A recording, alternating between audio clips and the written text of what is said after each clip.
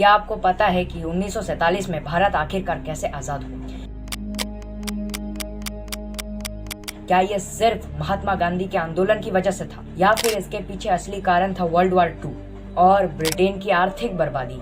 आज हम step by step समझेंगे भारत की आजादी की असली कहानी। मैं हूँ गौरव, चलिए शुरू करते हैं इस एपिसोड को। लगभग 200 साल तक ब्रिटिशर्स ने भारत पर राज किया। 1757 की प्लासी की लड़ाई से शुरू हुआ ये सफर 1857 के विरोध के बाद सीधा ब्रिटिश सरकार के हाथ में चला गया।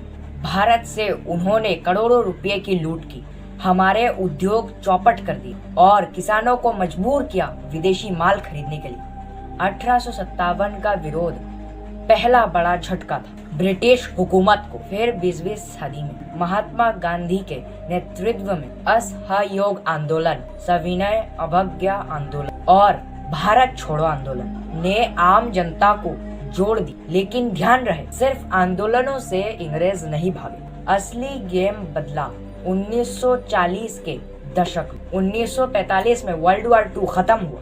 ब्रिटेन इस जंग में इतना कर्जदार हो गया था कि उसकी अर्थव्यवस्था टूट चुकी। उन्हें अपने साम्राज्य को बचाना था, लेकिन अब भारत जैसे बड़े देश को कंट्रोल करना नामुमकिन हो गया। यानी अंग्रेजों के पास दो ही रास्ते थे, या तो भारत को आजाद करो, दूसरा या फिर पूरी दुनिया में अपनी ताकत खो दो।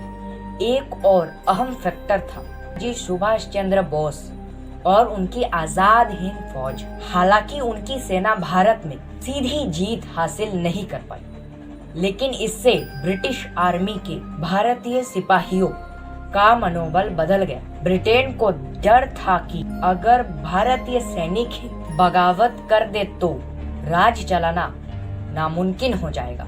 आखिरकार ब्रिटेन ने तय किया कि अब भारत को आजाद करना पड़ेगा, लेकिन फूट डालो और राज करो की नीति के कारण भारत का बंटवारा हुआ।